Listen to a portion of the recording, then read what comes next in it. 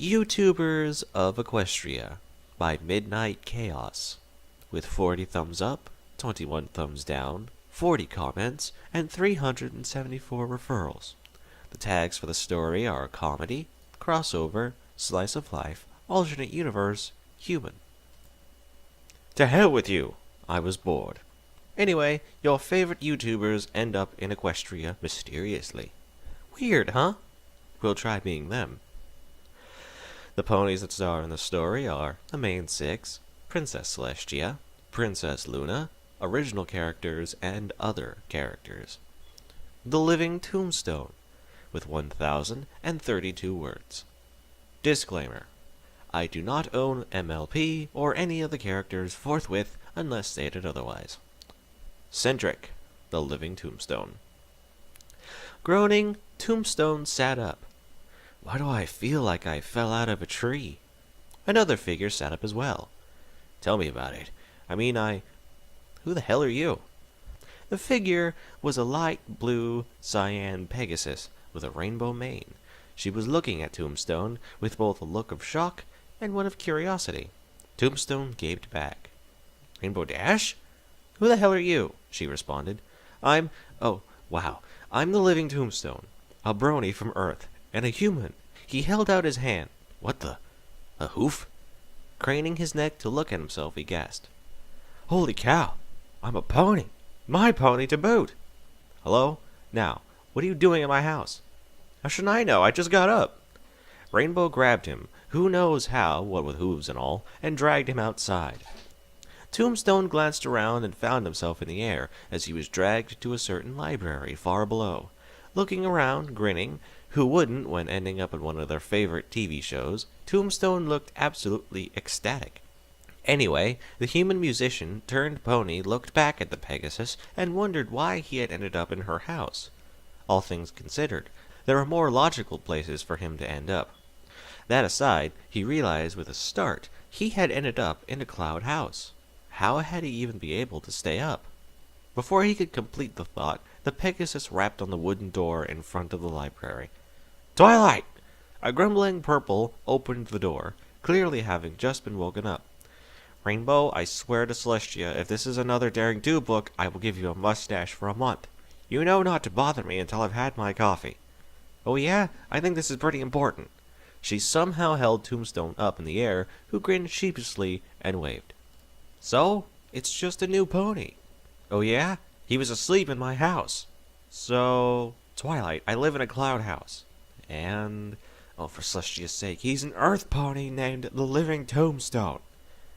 Twilight's eyes bugged out. She stuttered at Rainbow before running inside. Meanwhile, Rainbow pushed Tombstone inside and followed quickly.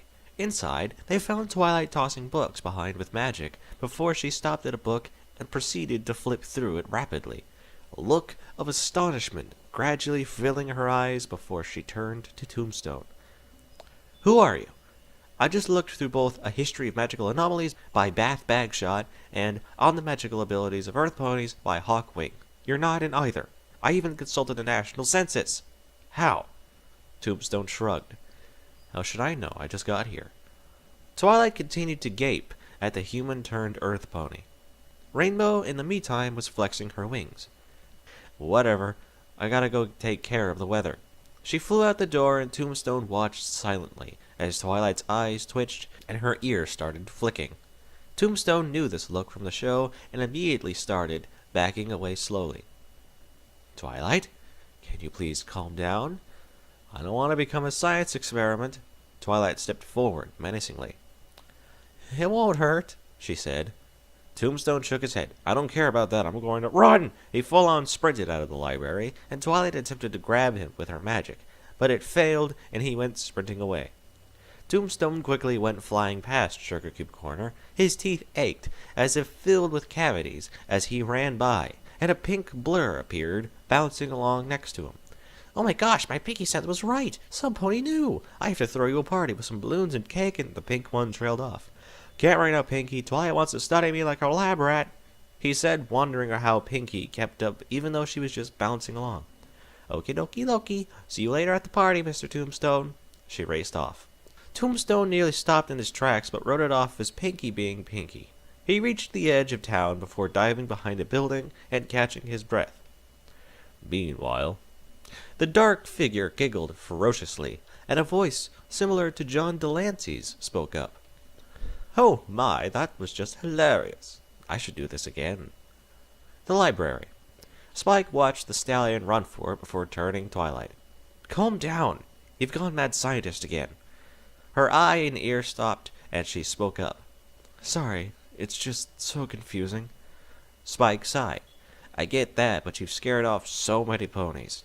Twilight frowned. I'm not that bad. Spike looked at her. You burst into flames when you couldn't understand something. That was one time. And? Fine. Sorry. Don't tell me that. Tell him. Twilight glared at Spike and stepped outside. Tombstone. Tombstone silently sat behind the house before Twilight walked up to him. Listen, I just wanted to. Tombstone tried running, but his tail was caught by Twilight. Let me go, you madmare! I will not go down so easily! Tombstone flailed dramatically. I'm sorry, okay? Not understanding something makes me crazy. In a literal sense, too, Tombstone commented, but I get it. Okay, no, will you come to the library with me? Only if you promise not to use me like a lab rat. Groaning, Twilight responded, Fine.